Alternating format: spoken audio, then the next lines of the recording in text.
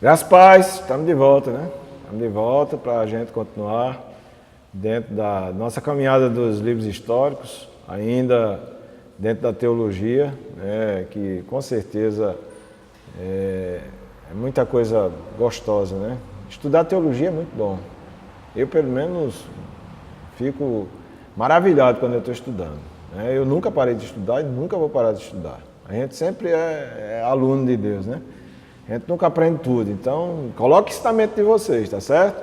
Não se acomode, continue estudando, vá até onde você puder ir e além um pouquinho mais, porque é muito importante, tá certo? Então hoje nós vamos dar continuidade aos livros históricos, hoje a gente vai estar trabalhando Samuel e os livros de Reis, para que a gente possa ter mais ou menos uma noção, né, um panorama do que são os livros. Lembrando que são complementos, tá? O material está lá para vocês lerem e eu espero que vocês leiam. E aí a gente vai aprendendo devagarinho, tá bom? Vamos então somente agora fazer uma oração. Eu preciso que você me acompanhe numa oração bem especial porque é importante, tá bom? Vamos orar. Pai Santo, Deus Todo-Poderoso, Criador dos céus e da terra, nós te agradecemos por esta oportunidade, Senhor, de estarmos aqui juntamente com esses alunos para estudarmos a palavra. Pedimos a ação do Teu Espírito na vida deles, que eles possam, Senhor, trabalhar, Senhor, dentro de um contexto, onde possa se colocar à disposição do Teu Espírito e abrir o coração para que o Teu Espírito trabalhe poderosamente a Tua palavra, Senhor, na vida de cada um. Pai, no nome de Jesus que nós te pedimos isso, crendo, te agradecemos. Amém. 1 Samuel 7, versículo 12 e 13, diz o seguinte: Então Samuel pegou uma pedra, ergueu entre Mispa e Sem, deu-lhe o nome de Ebenezer, dizendo: Até aqui o Senhor nos ajudou. Assim, os filisteus foram dominados e não voltaram a invadir o território israelita. E a mão do Senhor opôs-se aos filisteus durante toda a vida de Samuel. Isso é um texto bem conhecido, né? Você já deve ter ouvido falar muitas vezes. E é um texto importante, porque ali não é uma coisa que... não é um texto apenas dito por se dizer, não é nenhum jargão, não. Na realidade, Samuel expressa, tá certo? O seu coração, né? Aquilo que está sentindo no seu coração. Samuel bota para fora. Até aqui nos ajudou o Senhor, e é verdade. Até aqui nos ajudou o Senhor, até ali Deus estava ajudando a Samuel. E o texto, né? O contexto do texto vai dizer que Deus continuou e deu paz para Israel durante o período de Samuel. Enquanto Samuel estava vivo, a coisa funcionou perfeitamente. Por quê? Porque o Senhor ajudava a Samuel e ao povo dele, tá certo? Pois bem, primeira coisa que a gente vai trabalhar, Samuel e seu chamado. Isso é importante, eu acho uma das coisas mais importantes do livro de Samuel. É exatamente o chamado de Samuel. Samuel foi oferecido pela sua mãe Ana em gratidão a Deus, pois ele havia aberto sua madre e ela deixara de ser estéril. Lembra-se da história de Ana? Ana orando, chorando, e ali pensava que ela estava embriagada e tal. Depois ela descobriu o coração dela para Eli. Eli disse: vai que Deus vai cumprir na tua vida, e cumpriu. Deus abriu a madre. E ela tinha feito um voto com Deus que se ele desse esse filho, ela dedicaria esse filho para o Senhor. E aí o que acontece? Samuel foi oferecido pela sua mãe Ana em gratidão a Deus, pois ele havia aberto sua madre e ela deixara de ser estéril. 1 Samuel 1, 27 e 28. Era este menino que eu pedia e o Senhor concedeu o meu pedido. Por isso agora eu dedico ao Senhor. Por toda a sua vida será dedicado ao Senhor. E ali adorou ao Senhor. 1 Samuel 3, tá certo? A gente vai entender que Deus fala com Samuel e ele não entende, até que ali decifra que a voz que o menino ouvia era o próprio Deus lhe chamando. O que é que diz lá o versículo 8? O Senhor chamou Samuel pela terceira vez, ele levantou-se e foi até ali e disse: estou aqui, o Senhor me chamou? Então ele percebeu que o Senhor estava chamando o menino e lhe disse: vá, deite-se. Se ele chamá-lo, diga: fala, Senhor, pois o teu servo está ouvindo. Então Samuel foi se deitar. O Senhor voltou a chamá-lo como nas outras vezes: Samuel, Samuel. Então Samuel disse: fala, pois o teu servo está ouvindo. Versículos 9 e 10. Então, o chamado de Samuel foi um chamado bem específico e Deus chamou Samuel para o seu ministério. você sabe do trabalho maravilhoso de Samuel, da importância de Samuel. Inclusive foi Samuel quem ungiu Davi como rei em Israel. E você sabe que Davi foi um rei destacado de Israel. Então a vocação, o chamado de Samuel vem direto de Deus. Deus chama Samuel e Samuel atende a esse chamado. O segundo ponto importante com essa história de Samuel é exatamente o fim do ministério de Eli, né? Samuel foi chamado por Deus proporcionalmente à sua rejeição à continuidade de Eli como profeta. 1 Samuel 3, 12, 13 tem o enredo dessa história. Nessa ocasião executarei contra Eli tudo o que lhe falei contra a sua família do começo ao fim. Pois eu lhe disse que julgaria sua família para sempre por causa do pecado dos seus filhos, do qual ele tinha consciência. Seus filhos se fizeram desprezíveis e ele não os repreendeu. Essa era a grande queixa de Deus contra Eli.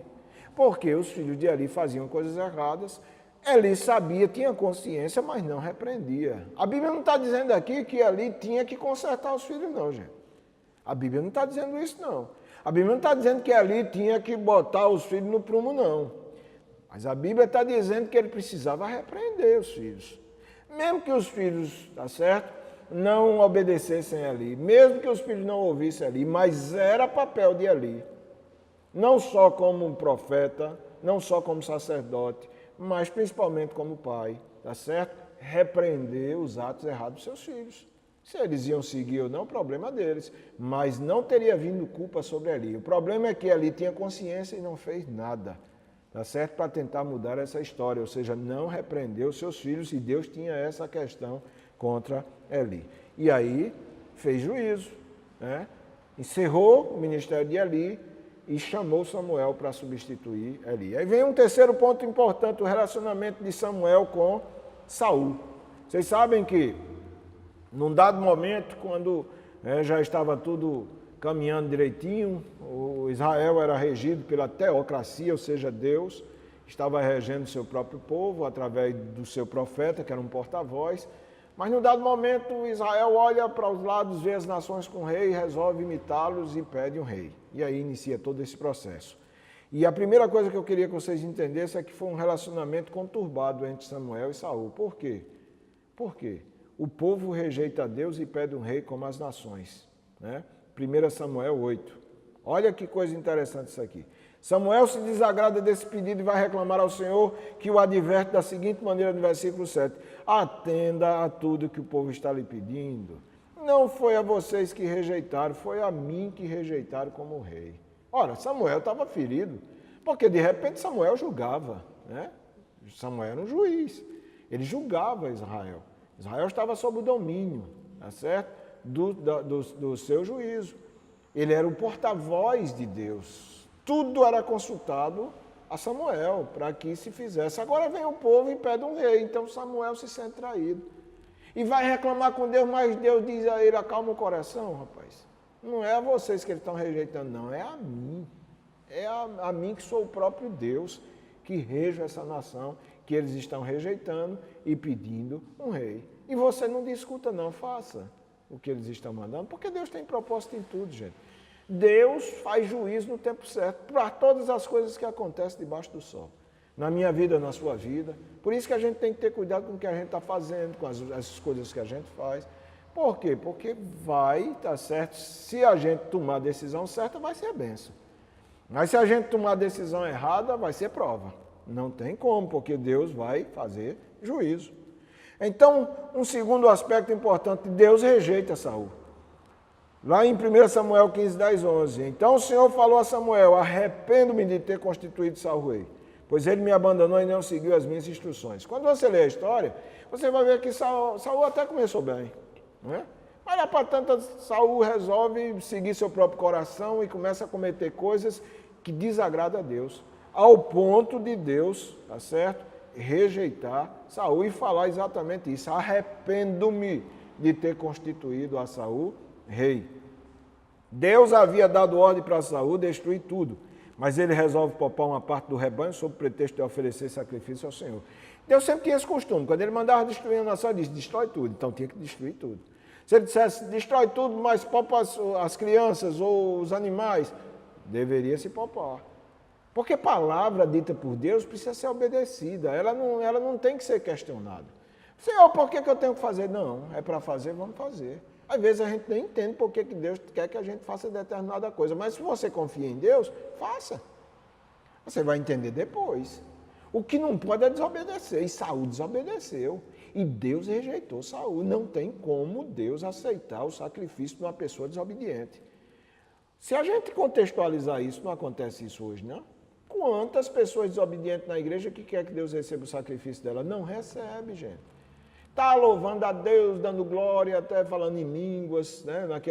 naquela instância toda e tal, mas não está sendo recebido por Deus, porque está desobediente. Se você quer que Deus receba o seu louvor, o seu sacrifício, a sua adoração, seja obediente a Ele. Se você for obediente, Deus recebe o nosso sacrifício, a nossa adoração, né? Deus ouve as nossas orações, porque não tem coisa melhor do que um coração obediente diante de Deus. Saul estava desobedecendo e Deus rejeita a Saul. É dessa atitude de desobediência de Saul que se deriva uma das frases mais citadas no meio evangélico. Está lá no versículo 22, do mesmo capítulo de Samuel. Acaso tem o Senhor tanto prazer em holocausto e em sacrifícios, quanto em que se obedeça a sua palavra?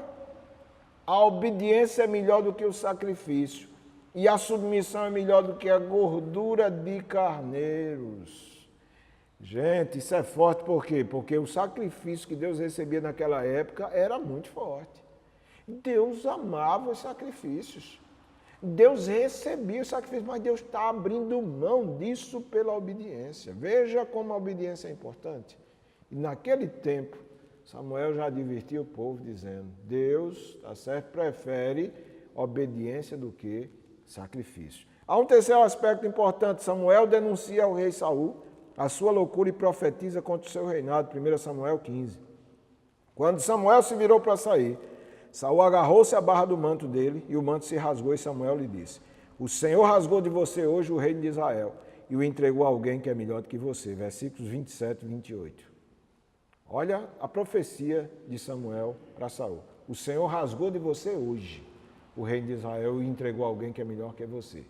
Isso não quer dizer que tudo se processou imediatamente, você sabe da história, tá certo? Vai vir Davi, mas Davi não vai assumir o reino imediatamente. Vai passar muitos anos, vai ser preparado por Deus, até o dia determinado por Deus em que Saul e seus filhos são mortos pelos filisteus e Davi assume o cargo. Mas nesse dia, Samuel já havia profetizado, tá certo? E já havia declarado para Saul que Deus já havia tomado a decisão. Quarto ponto, Samuel consagra Davi como rei de Israel. Ora, Samuel ainda nutria uma esperança de Saul permanecer como rei, mas Deus deixa claro a ele que não volta atrás com a sua palavra, 1 Samuel 16, 1. Até quando você irá se entristecer por causa de Saul? Eu o rejeitei como rei de Israel, encha um chifre com óleo, vá a Belém, e eu enviarei a Jessé, escolhi um de seus filhos para ser rei. Ora, veja bem, Samuel havia se apegado a Saul e não estava triste porque Saul estava nessa condição. Deus resolve tirar essa tristeza do coração de Samuel e diz, olha, se levante, deixa de tristeza, porque meus propósitos são meus propósitos, eles não vão ser mesmo impedidos, enche um chifre de óleo, de azeite, e vá lá nos filhos de Jessé, que tem um que eu escolhi para ser rei no lugar de Saul e pronto, ponto final. E Samuel, como um bom servo de Deus, obedeceu. E vem aí um segundo aspecto importante. Davi foi uma escolha de Deus e não dos homens. E as escrituras justificam sua escolha. Atos 13:22 diz assim, depois de rejeitar Saul, levantou-lhes Davi como rei sobre quem testemunhou. Encontrei Davi, filho de Jessé, homem segundo o meu coração. Ele fará tudo que for da minha vontade. Atos 13:22 vai dizer isso. Que coisa importante isso aqui, né? Deus resolve escolher alguém que é segundo o seu coração. Ou seja, é uma escolha dele. Um homem segundo o coração de Deus, um homem que Deus escolheu para ser rei. Agora não é o povo que está escolhendo, é Deus quem está escolhendo Davi como rei. E quais são as lições que nós podemos aprender com esse livro de Samuel? Primeiro, precisamos dar prioridade à proclamação da vontade do Senhor. Não é o que achamos melhor, mas o que Deus quer. Presta atenção nisso. Deus não vai dar aquilo que a gente quer, vai dar aquilo que a gente precisa. E nem sempre aquilo que a gente quer é melhor para nós, mas aquilo que Deus quer dar. Presta atenção nisso, que isso é importante que você aprenda. Segundo, precisamos dar prioridade ao ministério da intercessão. Precisamos aprender a orar uns pelos outros, pois Deus sabe o que precisamos antes de pedirmos. Não tem lição maior do que o livro de Jó. Jó estava numa situação extremamente difícil. Deus manda que ele ore por aqueles seus amigos que perturbaram tanto ele, em palavras, acusando. Mas Deus manda ele orar pelos inimigos. Tá certo?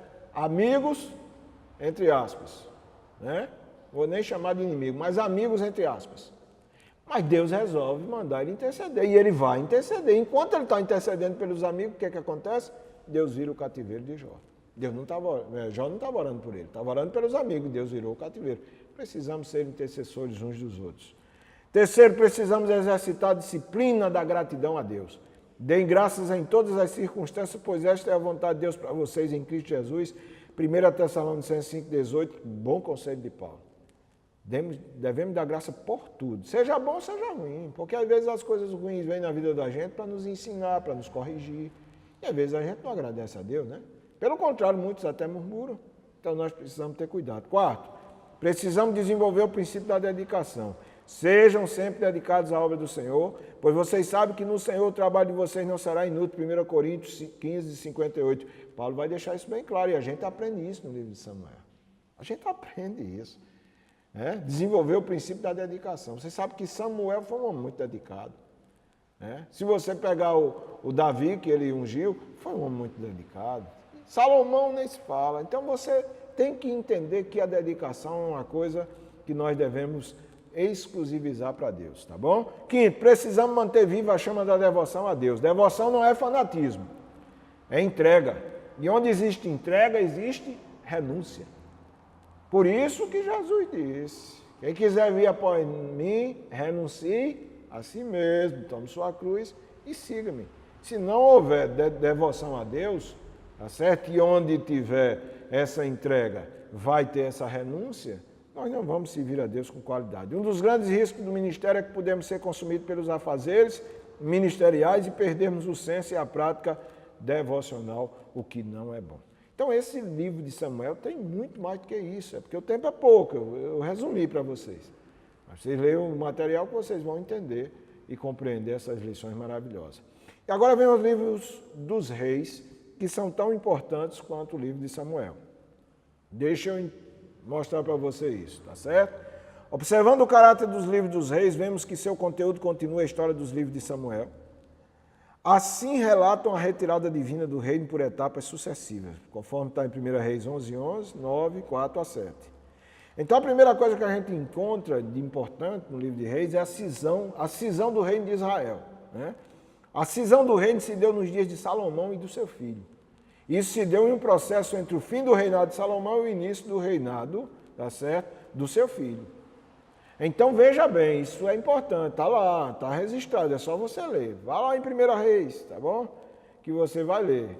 Eu espero, inclusive, que vocês estejam estudando e lendo, né, os livros que vocês estão estudando. Isso é importante, mesmo que não dê tempo, porque é só um mês a matéria, a disciplina, mas vocês continuam lendo, tá certo? Para poder esgotar bem o conhecimento, esgotar no bom sentido, né? Que ninguém esgota o conhecimento da palavra, mas puxar o máximo possível de conhecimento dentro dessa área que vocês estão estudando. Então veja bem, à medida que Salomão foi envelhecendo, suas mulheres o induziram a voltar-se para outros deuses. 1 Reis 11, versículo 4. Ele seguiu os postos sagrados, a deusa dos Sidônios, Moloque, o repugnante deus dos Amonitas, está lá no versículo 5. Dessa forma, Salomão fez o que o Senhor reprova. Não seguiu completamente o Senhor como seu pai Davi, tá certo? E o que aconteceu? Então o Senhor disse a Salomão, já que essa é a sua atitude e você não obedeceu a minha aliança e os meus decretos, os quais lhe ordenei, certamente lhe tirarei o reino e o darei a um dos seus servos. Versículo 11. No entanto, por amor a Davi, seu pai, não farei isso enquanto você viver. Eu o tirarei da mão do seu filho. Presta atenção. Né? Então, essa cisão do reino de Israel foi consequência das atitudes de Salomão, que não serviu a Deus com qualidade até o final da sua vida. E aí vem o segundo ponto, o cumprimento da palavra do Senhor a Salomão, ou seja, a divisão do reino. Naquela ocasião, Jeroboão saiu de Jerusalém e Aías, o profeta de Siló, que estava usando uma capa nova, encontrou-se com ele no caminho. Os dois estavam sozinhos no campo, e Aías segurou firmemente a capa que estava usando e a rasgou em 12 pedaços. Então disse a Jeroboão: apanhe 10 pedaços para você. Pois assim diz o Senhor Deus de Israel: saiba que vou tirar o reino das mãos de Salomão e dar a você 10 tribos. Mas por amor do meu servo Davi e a cidade de Jerusalém, a qual escolhi entre todas as tribos de Israel, ele terá uma tribo. 1 Reis 11, 29 e 32. Desta forma Israel se rebelou contra a dinastia de Davi e assim permanece até hoje. Quando todos os israelitas souberam que Jeroboão tinha voltado, mandaram chamá-lo para a reunião da comunidade e o fizeram rei sobre todo Israel. Somente a tribo de Judá permaneceu leal à dinastia de Davi, conforme 1 Reis 12, 19 e 20. Então, concluindo essa parte aqui do livro de Reis, tá certo? Para concluirmos, nós podemos afirmar que não podemos ir de encontro a Deus e a sua vontade, pois podemos contabilizar graves prejuízos. Leve isso a sério. Isso é verdade. Eu tenho exemplos na minha vida de quando desobedeci a Deus, ter passado por provas por causa da desobediência. Não despreze essa realidade. Quando desobedecemos a Deus, ele se torna como nosso inimigo. Permite que sejamos alcançados por situações adversas, muito embora ele nos socorra quando nos arrependemos. Isso é importante. Um grande exemplo disso foi quando Davi resolveu numerar o povo sem o conhecimento de Deus, ou sem o consentimento. E o Senhor não se agradou disso. Nesse episódio vimos uma curiosidade bíblica interessante. Presta atenção nisso. Presta atenção nisso aqui. Olha o que diz 2 Samuel 24:1. Mais uma vez irou-se o Senhor contra Israel e incitou Davi contra o povo, levando-o a fazer um censo de Israel e de Judá.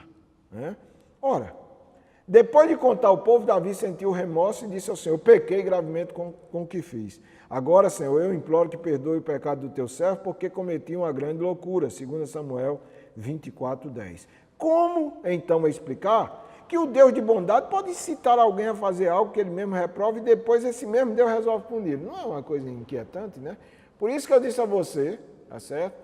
Que a Bíblia precisa ser lida de Gênesis e Apocalipse para ser entendida e compreendida. Se você ler só esse texto, você vai dizer: como é que Deus incita Davi a fazer uma coisa errada?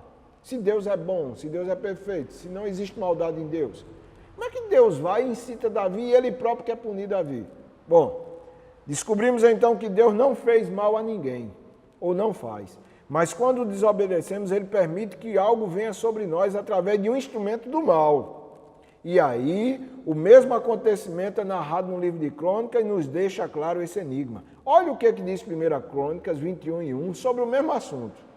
Satanás levantou-se contra Israel e levou Davi a fazer um recenseamento do povo. Aqui é que está o enigma. Não foi Deus que incitou Davi, foi Deus que permitiu que o diabo fosse, incitasse Davi no seu coração, para que ele numerasse o povo e depois Deus pede conta de Davi. Davi estava desobedecendo a Deus e era merecedor do juízo de Deus. Então, quem incitou Davi não foi Deus diretamente, foi o diabo, tá certo? Então, preste atenção nisso, porque são livros maravilhosos que nos ensinam coisas tão importantes e profundas que você precisa entender, que você precisa compreender, tá bom? Nos encontramos no próximo encontro, se Deus quiser. Aliás, aí eu estou sendo redundante, né? Nos encontramos na próxima aula, se Deus assim nos permitir, em nome de Jesus. Amém.